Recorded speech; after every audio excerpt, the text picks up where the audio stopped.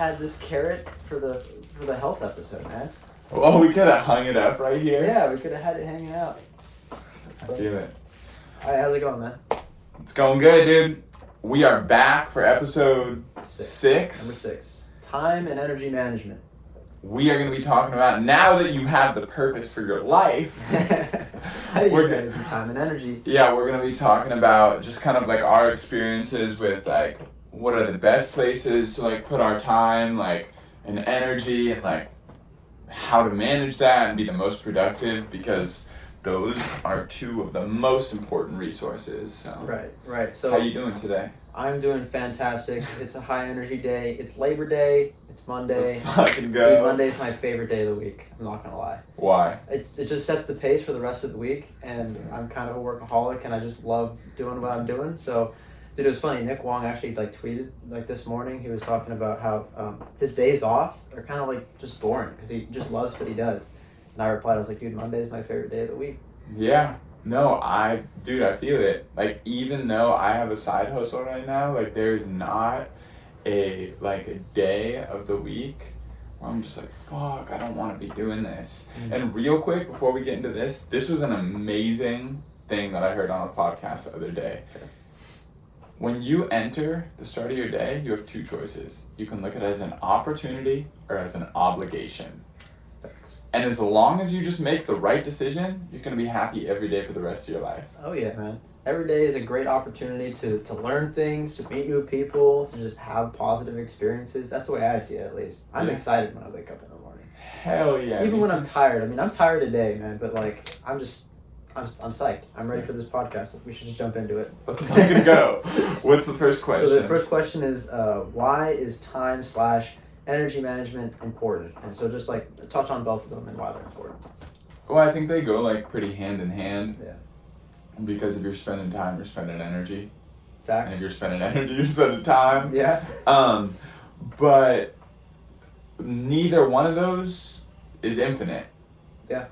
Energy can like kind of be created a little bit by like taking care of your health and like getting more sleep. You can like and build up caffeine your energy, but like there is a finite amount of it throughout the day. Like, yeah. No matter how much you eat, or how much caffeine you get, or how much Dang. cocaine you do, like, there's a certain amount of energy you're gonna have throughout the day. At the end of the day, you're gonna run out of energy. Yeah, and same thing with time. Yeah. Time. We say like make time when we save time, but time you can't really create either. So like the most important thing, if you do have a goal, which you fucking should, like, is to figure out what's the best way and the most productive way to spend those things. Right. Because if you're fucking off, if you're blowing your energy, if you're blowing your time, like, you're gonna wake up one day and be 45 and be like, damn, where did it all go? Yeah, so time and energy management is important because it allows you to focus those finite resources on productive activities that move you towards your goal. And you want to move towards your goal, and we explain a lot about why and how it's connected to your dopaminergic reward system in the episode that we filmed earlier, so you should go check that out on finding meaning and purpose. But that is essentially the importance of time and energy management. Yeah, hell yeah. So how should you manage your time? I think like the best way that I found to manage my time is by figuring out what is the most important thing I have going on right now, second most important, third most important, and then scaling it based on how much time each thing needs. Yeah. So different aspects of my life, which is why you can't see it in the video, but we have Post-its all over the walls. Yeah. Because there's certain things like that are gonna take more energy and less time. For instance, if I go to the gym, I'm like expending a lot of energy. An hour or two. Right? Yeah, in like an hour and a half. And so that's something to consider.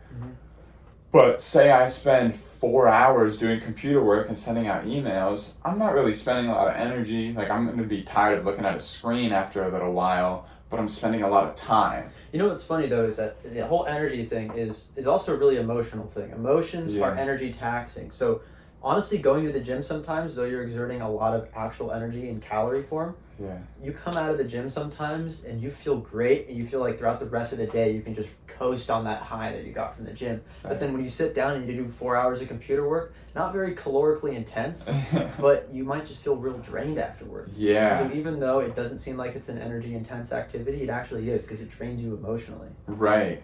So I think like when we talk about energy management, it's also like emotional management, and like making sure that your emotions are in check throughout the day so that you have the motivation to go do things.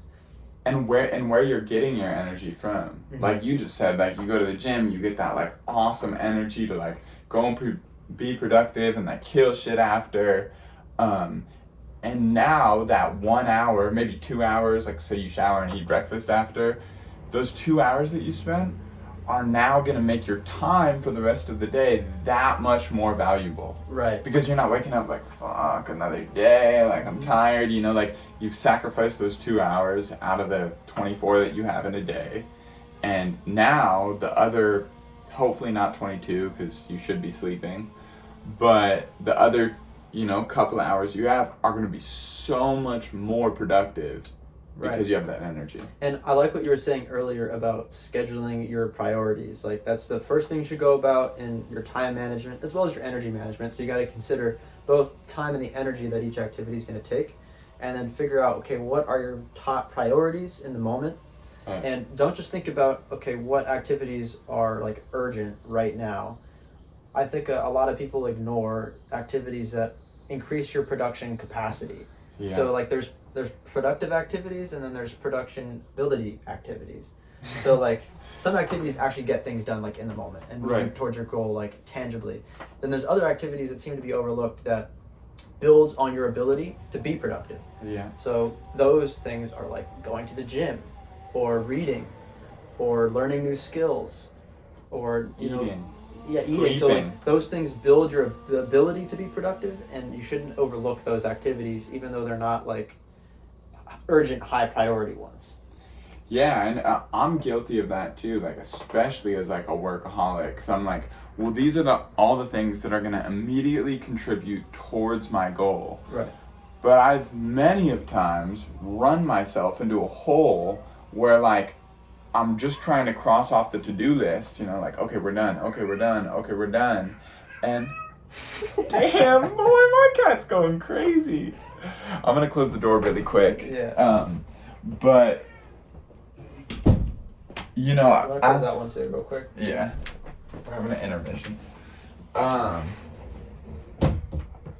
Like, what I was saying is that I've basically been so obsessed with being productive before and like just trying to like get shit done that I get to this place where I'm just like drained emotionally, physically, mentally, like I'm just fucked up, and now I can't be productive at all. And so it's so important like to focus on those things that you were saying about what things do I need to do so I can be productive, so I can spend my time and energy wisely.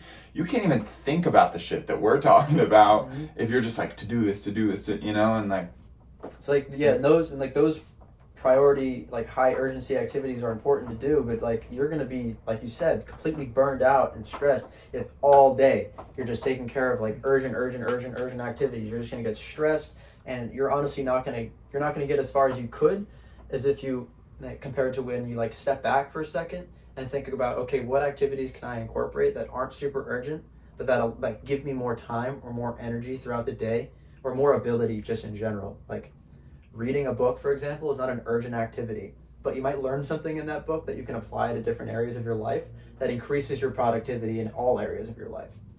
And you're really, really good at playing the long game. Oh yeah. You know, like for me, like in the back of my head, I have the long game in mind.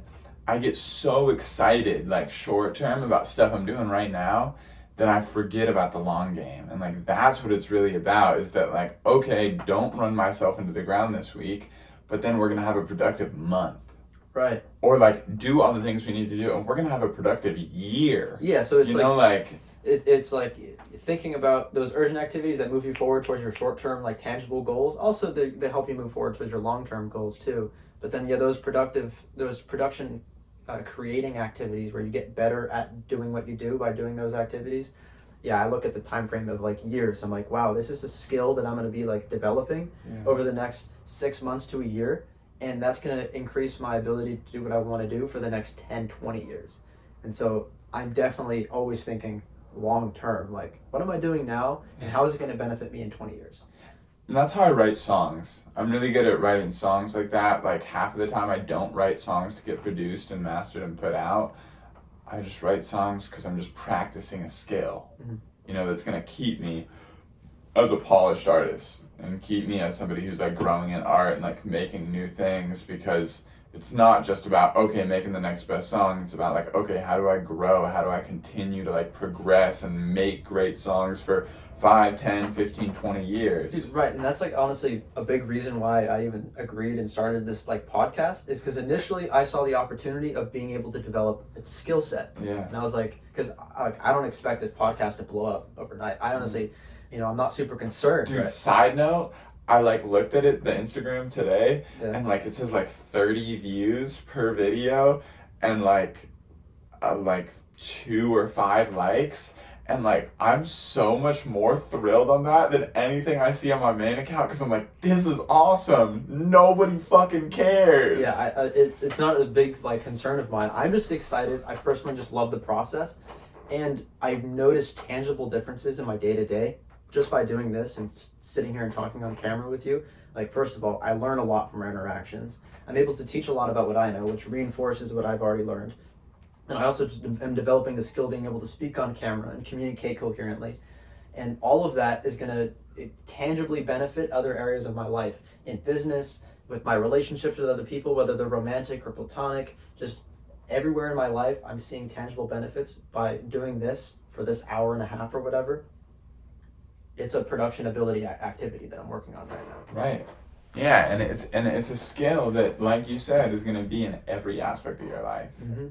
Long term. Yeah, and so that segues nicely into investing your time and energy, because investment, like by definition, is putting your resources into something with the expectation of getting more out of it in the future. So the time frame can be a short time frame, like you can invest for the short term, but really you're going to notice the greatest benefits when you invest for the long term, because that allows your efforts to compound, or your money or whatever to compound over time. You get to benefit from the interest on interest aspect of your investing, which is the greatest portion of the return that you get from an investment.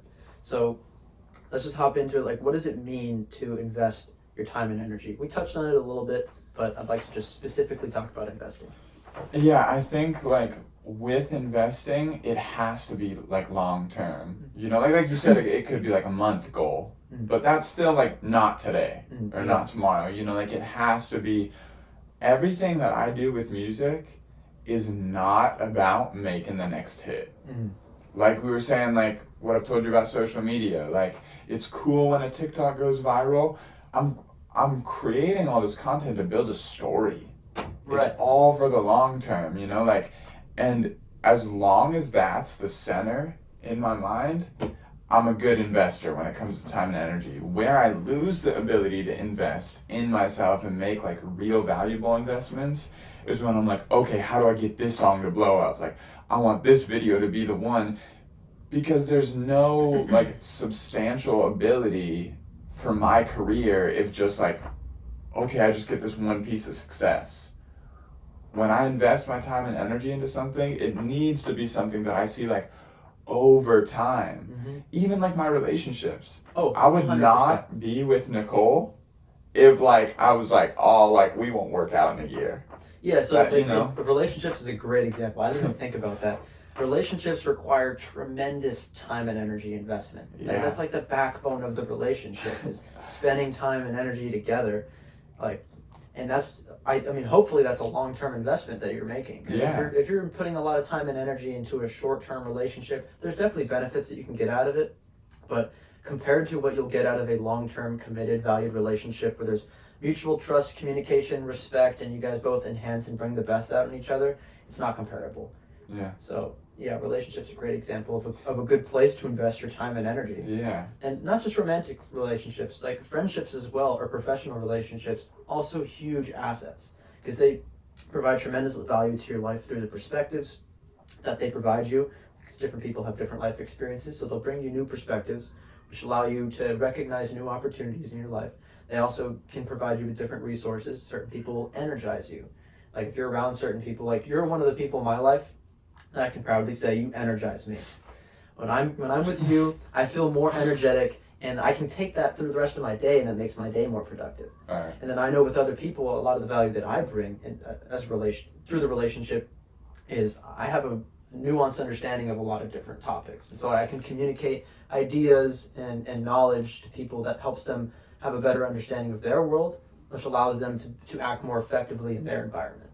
Yeah. And so, yeah, time and energy investment in your relationships is a must. Yeah. Yeah, no, and I didn't even really think about it as I was saying it, but then just kind of listening back to you, like, that's the easiest example to understand of a long-term investment. Mm-hmm. Is that like, okay, I'm going to put time and energy into this because this person, and not just romantic, but anything, but this person is going to bring me tremendous benefit for the rest of my life. Right. Or for as long as I end up knowing them. Exactly. You know, like, and like, cool, like I'm willing to like, you know, like put like an hour here or put my energy here or like do this here, do that, you know, because the benefit that I'm going to receive, and it's cool that we're going to do evolutionary psychology in like 2 episodes, but the benefit that like I'm going to receive is going to be worth the investment that I put in.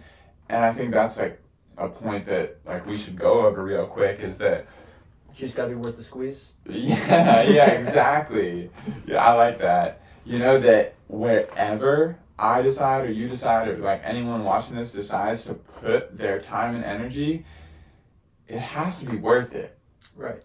Like even if it's a 20-year goal, it has to be worth what you're putting into it. Here's the thing about deciding whether something is worth, like whether the juice is worth the squeeze, is people look at each individual thing that they're investing in, and yeah, you might get a return on it, but you have, like we said, a finite amount of the time and a finite amount of energy. Yeah. So you also have to think about opportunity cost. So if you're putting your time and your energy into this and you're getting X return, let's say, I mean, it's hard to quantify like time and energy returns, but let's just quantify using a percentage. Let's say you're getting 10% on X amount of time and X amount of energy.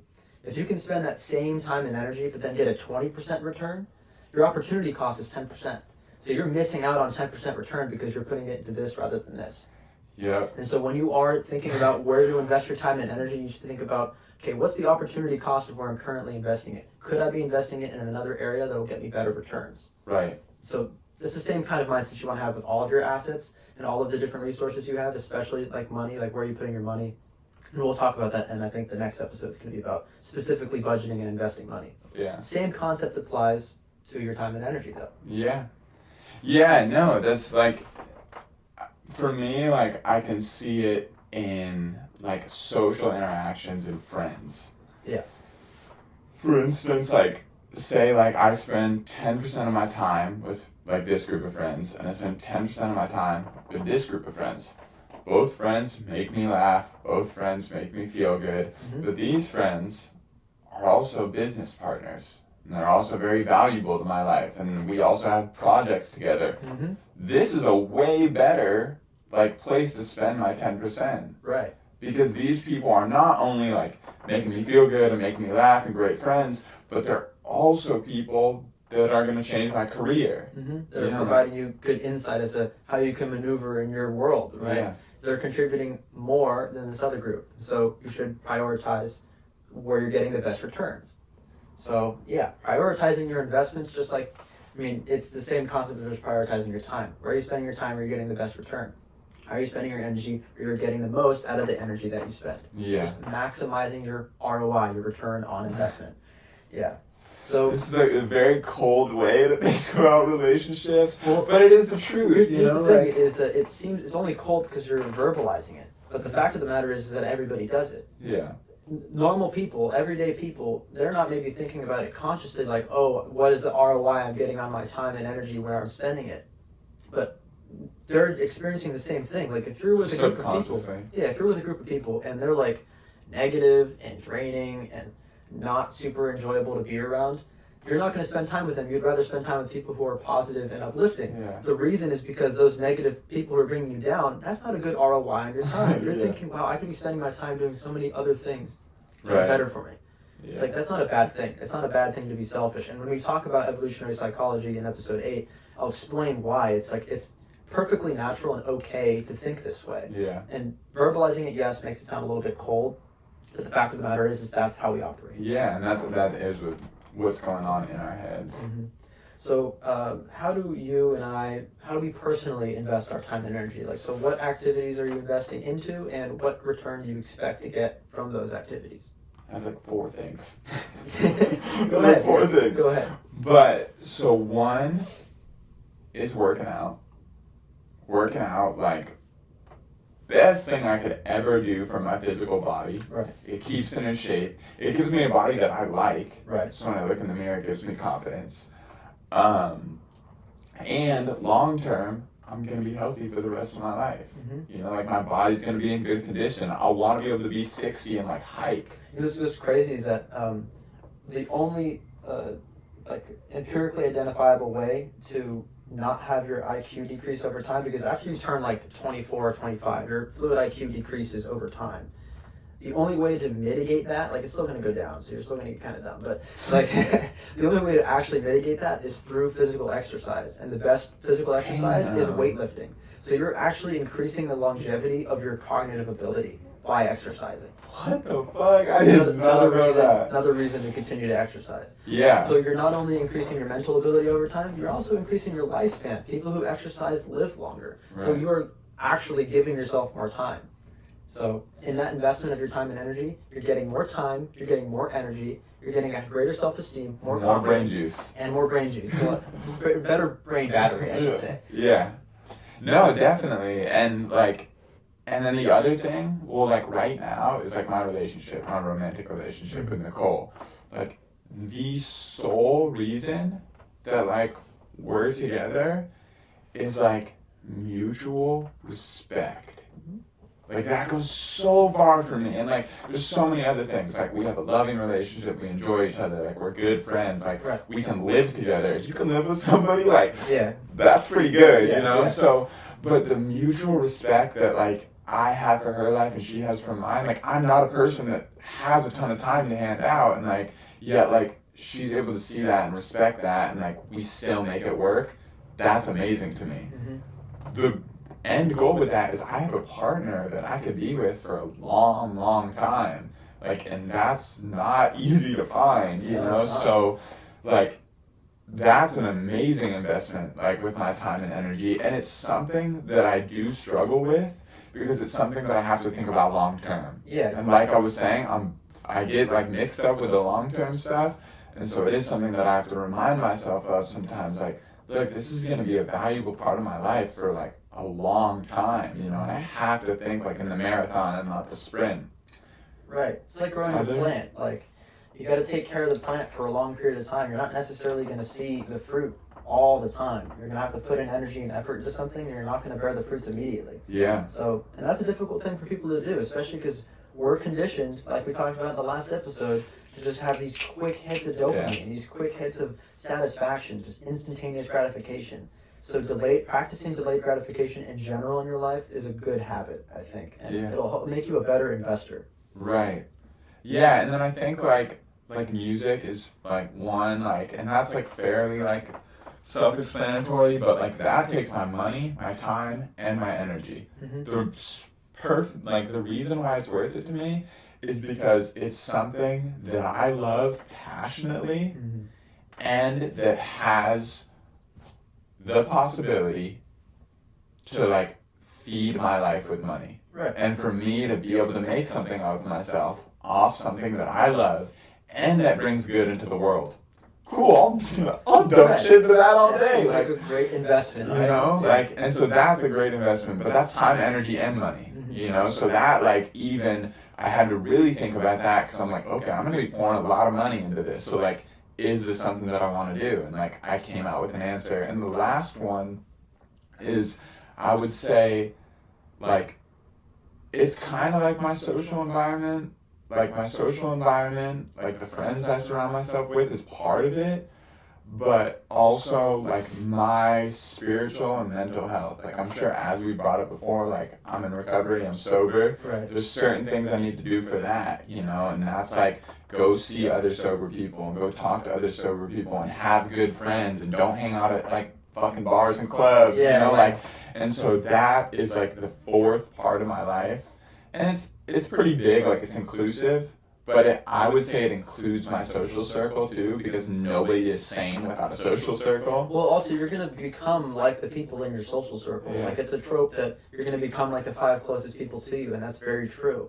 That's why and I think that this is what you're kind of getting at, is you're very cognizant of who you're spending your time with, because you're going to adopt their habits and ways of thinking. And you don't want to be around leeches, and you don't want to be around people who give you a poor character or soil your character by getting you back into old bad habits or by ruining who you are today. Right. So being very careful about who you spend your time with. I'm extremely picky about who I spend my time with. Yeah. Yeah, no, me too. And that's really like the social, I would like say like social, spiritual, and emotional, like that's a whole category to me, and that includes like my mental sanity, my like sobriety, like all of that mixed together, like kind of like what do you call it, like extracurricular activities, like all of that is gonna piece my mind together enough, it's gonna keep me sober, it's gonna keep me sane, it's gonna keep me happy, so I can go kill it in the other areas. I can kill it in music, I can kill it in my relationship, and I can kill it in the gym. So what's hilarious is that you touched on a concept that I brought up in the very first episode, which is health, wealth, love, and happiness. Yeah. Those 4 areas you brought up all fall perfectly into those categories. Yeah. Think about it. Like, yeah, no, that's the working out is your health. Nicole is love, and then you got the happiness, which is what you were talking about with the sobriety, spiritual friends. health. Exactly, and then the wealth is the music. Yeah. So you touched on all of those categories. I know. I'm about to make a poster board of them too, so I can like hang them up and see them. It's good to think about your life in that sort of way, where you have those different areas that you can focus on, because each demands different things and returns different things. Yeah. So it's good to sort of outline all of that. I agree. And what about you? Oh, we were just talking about me for a while. Well, I feel like this is gonna be a long-winded one, because dumb it down a little bit for like what you can. Don't undersell yourself. I'll just talk about a few of like the positive habits I have, because when I think about where I'm investing time and energy, I think about because habits are just how you spend your time, the things that you repeatedly do, right? So I'll just talk about a few of the habits I have. So one of them is reading. That's a big one for me. Yeah. Reading allows me to learn a lot. I can apply what I learned to many different areas. And so teach me about it. And I can't read. Well, I can teach it to other people, and so it's like it's not even that I learn and I benefit from the knowledge that I can apply in the real world. It's also that I can share that knowledge with other people, which makes me valuable to them. So that's honestly probably the greatest benefit that I've gotten out of just this, diligent effort to learn new things, is that when I share it with other people, they recognize the value of the knowledge that I bring them. And they're like, oh my God, I want you around more, because you're like a fountain of knowledge. And it's like, I love that, because it's something I enjoy doing. Another area that I really focus on with my time and energy, let's say, is like you said, exercising, working out. For the same reasons that I already explained earlier. I'm not going to go back into that whole thing. Yeah. The issue is like following up with you is like, I invest into the same areas. Yeah. So same for my social circle. I invest in my social circle by trying to surround myself with like-minded individuals, but also individuals who challenge the way that I think, so I can have broader perspective of different topics.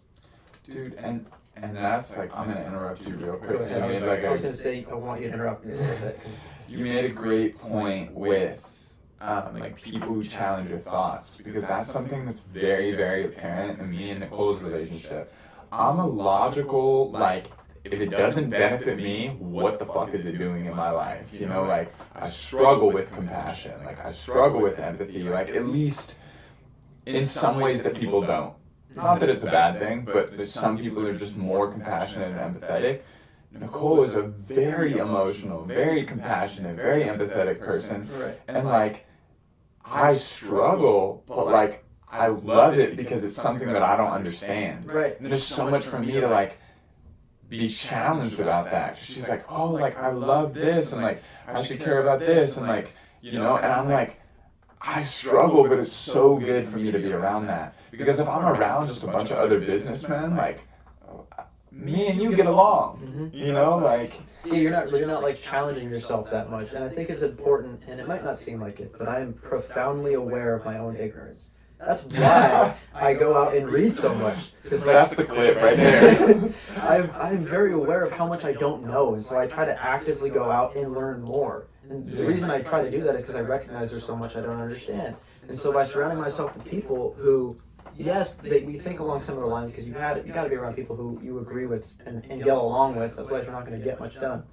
But also bringing on people who are willing to, not just be yes men. You don't want to surround yourself with yes men. You want to surround yourself with people who challenge your ideas. That way, first of all, you have the opportunity to defend your ideas, and then you can like critically examine your own beliefs. Yeah. Because if you're never given the opportunity to critically examine your own beliefs, you're just spouting off what you think and everybody's just agreeing with you all the time. Well, you're eventually going to find out that what you believed wasn't necessarily true, and then your whole reality is going to crumble. So it's important that you're consistently challenging your beliefs by checking them with other people who are willing to challenge them. Right. And then going out and actively seeking out perspectives that you might not necessarily agree with. Because at the end of the day, you might find out that there's some nuggets of truth and wisdom in those perspectives. So, like we were talking about dealing with, hyper emotional people. Like you, I'm very rational. I'm not extremely emotional, and so I should probably have more emotional people in my life. But the people that I do have in my life that are emotional, I learn a lot from them. And the people that I've had in my life who are extremely emotional, they've taught me a lot about being more empathetic, being more sympathetic to people, and how to deal with those emotional nuances. Yeah. So, yeah, challenging yourself is a big opportunity for investment. Yeah. Because you're not going to grow unless you get out of your comfort zone, unless you step into areas where you're not a pro, and that gives you the opportunity to learn and grow. Yeah. So there's a lot of other areas where I personally invest my time and energy. Like I could probably talk about that forever. Like just off the top of my head, like I'm just in the game of skill development. Like everything I do, I'm thinking, what skill is this developing? How will it benefit me now and in the future? Just every waking second almost. Even when I'm relaxing, I'm sitting there thinking, I'm like saving my energy right now, and I'm experiencing just like a positive moment. That way later on, I can go be my full self. Yeah.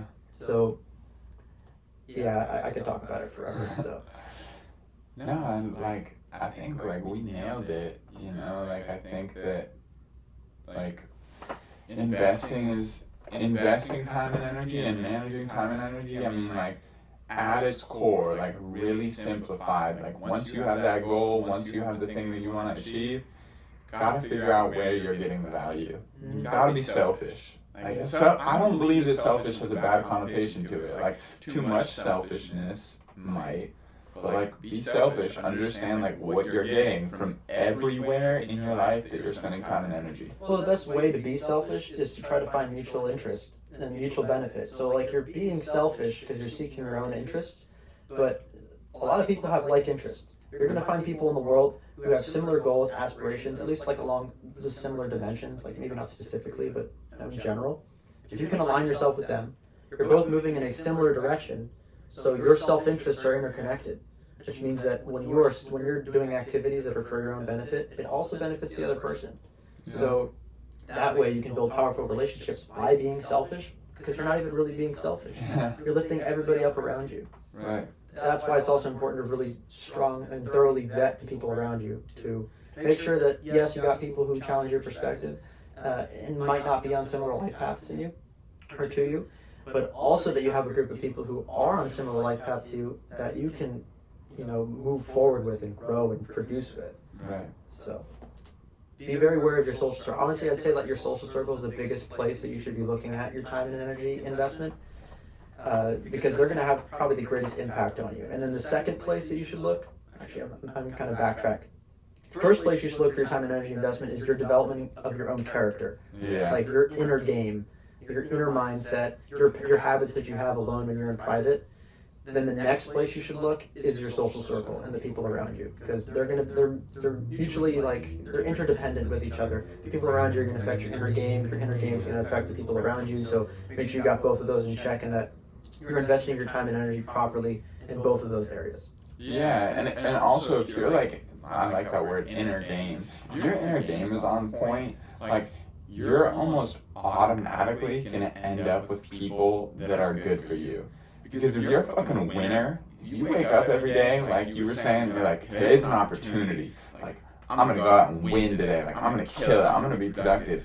Losers do not want that shit around. You know, like, so if your game is on point and you're doing what you need to do and you got good habits, you're gonna end up around good people. But if you are around bad people and like people that are bringing you down and not bringing you back up and aren't productive, you're gonna develop bad habits. Yeah. You know, so yeah, if you put a drop of sewage water into a glass of water, it's like the water is not going to get any clean. The sewage water dirties all of the rest of the water. If you put a drop of water into a bucket of sewage water, it's going to turn into sewage water. Yeah. So like negativity taints more than like being positive improves within a group.